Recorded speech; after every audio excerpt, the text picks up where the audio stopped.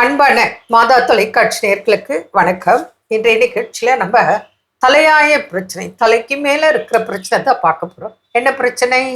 முடி பிரச்சனை, இளநரை, முடி உதிர்தல், வழுக்கத்தலை சொல்கிறாங்க, பொடுகு தொல்லை, பேன் தொல்லை, இதெல்லாம் இன்னைக்கு எல்லா மனுஷனுக்கும் காமன் ப்ராப்ளம். சின்ன விஷயந்தான் பெரிய பாதிப்பு. பெரிய பாதிப்பு கூட சொல்ல முடியாது, மனதளவில் அதை பெருசாக ஃபீல் பண்ணி கேர் எடுத்துக்கிறாங்க. ஒன்றும் இல்லை, ஒரு குட்டி பையன் இருப்பான், ஒரு 4-5 வயசுன்னு வச்சுக்கோங்க. அவருக்கு ஒரு இளநரை முடி இருக்கும். அவர் தெரியாமல் ஏதோ பார்த்துருப்பார், கவனிச்சே இருக்க மாட்டார். அம்மா பார்க்கும்போது சொல்லியிருப்பாங்க, கண்ணே உனக்கு ஒரு 2 வெள்ளை முடி வந்துருச்சு, அவ்வளோதான். அந்த குழந்தை 4 வயசு 5 வயசு தான் இருக்கும்.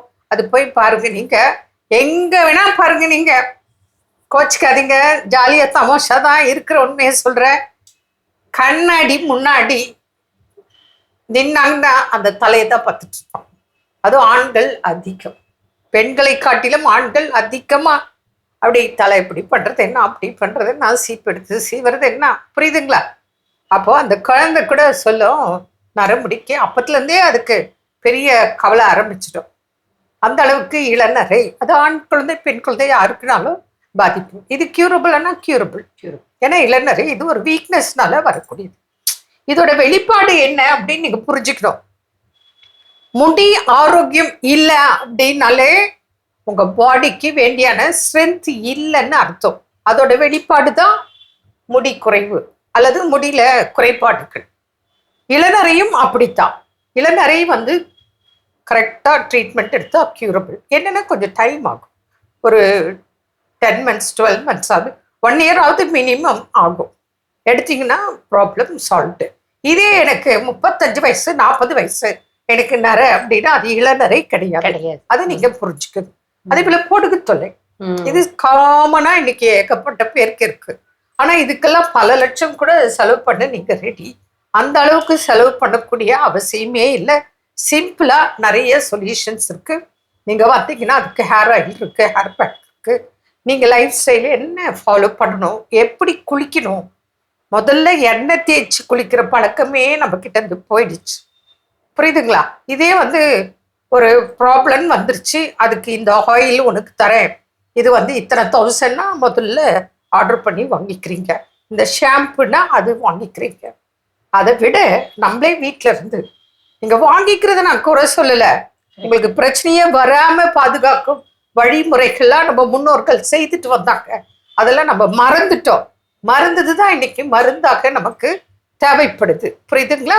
அதனால இளநரையா கவலைப்படாதீங்க, ட்ரீட்மெண்ட் இருக்கு. அதே போல பொடுகு தொல்லைக்கு ரொம்ப சின்ன சின்ன விஷயங்கள் நீங்க கடைபிடித்தால் அதுலயே சரியாயிடும். இப்போ சோரியாசிஸ் போன்ற பிரச்சனை உள்ளவங்களுக்கு பொடுகுன்னா அதுக்கு சோரியாசிஸ்க்கு உண்டான ட்ரீட்மெண்ட் கொடுத்தா உங்களுக்கு அந்த ஸ்கின் ப்ராப்ளம் பொடுகு தொல்லை எல்லாமே சரியாகும். ஆனால் டென்ஷன் ஆனால் திரும்ப வரும் 4-5 years கூட உங்களுக்கு ப்ராப்ளம் இல்லாமல் இருக்கலாம். டென்ஷன் ஆனீங்க திரும்பி வந்துடும். அதுவும் ஆட்டோஇம்யூன் டிசீஸ் தான், எது சோரியாசிஸ். அதனால எல்லாத்துக்கும் உணவு முறை இருக்கு, குளிக்கும் முறை இருக்கு. இதெல்லாம் கடைபிடித்தால்தான் உங்களுக்கு சரியாகும். இதே சோரியாசிஸ் உள்ள பேஷண்ட்டுக்கு பொடுகு தொல்லை தலையில் இருக்கும், உடம்பு ஃபுல்லாக அந்த ஸ்கின் ப்ராப்ளம் இருக்கும், காதுக்குள்ளே கூட அந்த ப்ராப்ளம் இருக்கும். அப்போது நீங்கள் அதுக்கு இன்டர்னல் எக்ஸ்டர்னல் ட்ரீட்மெண்ட் எடுக்கணும். பொடுகு தொல்லைக்கும் அப்படித்தான். என்னென்ன ஃபுட்டு நீங்கள் அவாய்ட் பண்ணணும். இது மாத்திரம் இல்லை, ஸ்கின் ப்ராப்ளமும் இன்னைக்கு நிறைய பேருக்கு இருக்குது. ஃபங்கல் இன்ஃபெக்ஷன் இன்னைக்கு சர்வசாதாரணமாக படிக்கிற குழந்தைங்களுக்கு, அதுவும் பர்டிகுலர்லி ஹாஸ்டலில் இருக்கிற குழந்தைங்களுக்கெல்லாம் ஃபங்கல் இன்ஃபெக்ஷன் வெரி காமனாக இருக்குது. இது என்னென்னா பரவக்கூடியது. எது? இந்த ஃபங்கல் இன்ஃபெக்ஷன், ரிங்வொர்ம். ஆமாம்.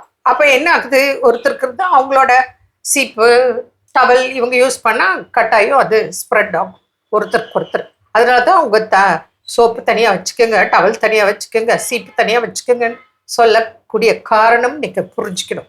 அது நம்ம ஹாஸ்டலில் அது எதிர்பார்க்க முடியாது. இப்போ ஒரு ஃப்ரெண்ட் இருக்கா, அவன் எடுக்காதன்னு தான் நம்ம சொல்ல முடியும். நம்ம இல்லாத நேரத்தை எடுத்து பயன்படுத்தினா நமக்கு தெரியாது. அதனால நீங்கள் ரொம்ப கேர்ஃபுல்லாக கவனமாக இருந்தால் இதெல்லாம் க்யூரபிள் தான், ஒன்றும் பயப்பட தேவையில்லை. அதனால் இளநரையா ட்ரீட்மெண்ட் இருக்குது. அதே போல் பொடுகு தொல்லையா ட்ரீட்மெண்ட் இருக்குது. பொடுகு தொல்லைக்கு வேணால் டிப்ஸ் உங்களுக்கு நான் சொல்கிறேன். பேன் தொல்லைக்கு கூட டிப்ஸ் சொல்கிறேன். நிறைய பேருக்கு வந்து இன்னைக்கு குழந்தைங்களுக்கு பேன் இருக்குது. அந்த பேன் தொல்லைக்கு வந்து நீங்கள் என்ன பண்ணுங்க, இந்த சீதா இலை இருக்கு இல்லையா, அது துளசி இலை வேப்பிலை 3 எடுத்துக்கோங்க, அரைச்சிடுங்க, பேக் போடுங்க. பேக் போட்டு ஒரு 1 hour 2 hours வெயிட் பண்ணுங்க, அப்புறம் குளிச்சுடுங்க. இது போல் வாரத்துக்கு 2-3 நாள் செய்தீங்கன்னா பெயின் தொல்லை நீக்கும். அதே போல் உங்களுக்கு பொடுகு தொல்லை ஹோம் ரெமடி நிறைய இருக்குது, அது சொல்கிறேன். இப்போ வெந்தயம் இருக்குது. இப்போ ஆண் குழந்தை இருக்கீங்க நீங்கள், உங்களுக்கு பிரச்சனை முடி கம்மியாக தானே இருக்கும். ஸோ ஒரு பெரிய டேபிள் ஸ்பூனில் 1 ஸ்பூன் வெந்தயம் ஒரு 1/2 கப் மில்கில் நைட்டு ஊற வச்சுருங்க. காலையில் எடுத்து அதில் ஒரு 5 செம்பருத்தி இலை, ஒரு 10 ஒரு பிடின்னு வச்சுக்கோங்களேன் வேப்பிலை போட்டிருங்க. இது எல்லாம் போட்டு ஒன்றா அரைச்சிருங்க. அவ்வளோதான். தலைக்கு பேக் போடுங்க. உங்களுக்கு குளிர்ச்சியான உடம்புன்னா ஒரு 10 minutes வெயிட் பண்ணுங்கள். இதே சிலருக்கு 3-4 hours ஆனாலும் குளிர்ச்சி ஆகாது, அவ்வளோ பாடி ஹீட் இருக்கும். அவங்க 1 hour கூட வெயிட் பண்ணலாம். அப்புறம் போயிட்டு சும்மா லேசாக தண்ணி தெளிக்க தலையில். இதான் பேக் போட்டிங்களே வெந்தய பொடி பேக், ஷாம்பு மாதிரி நுர வரும். நல்லா தேய்ச்சி வாஷ் பண்ணிட்டேன். இப்படி வீக்லி 2-3 பண்ணால் உங்களுக்கு பொடுகு போயிடும். அதையும் மீறி இருக்குன்னா வாங்க, ட்ரீட்மெண்ட் இருக்குது, செய்யலாம். என்ன நேர்களே, மீண்டும் நாளை சந்திப்போம். நன்றி. அன்னை மரியே வாழ்க.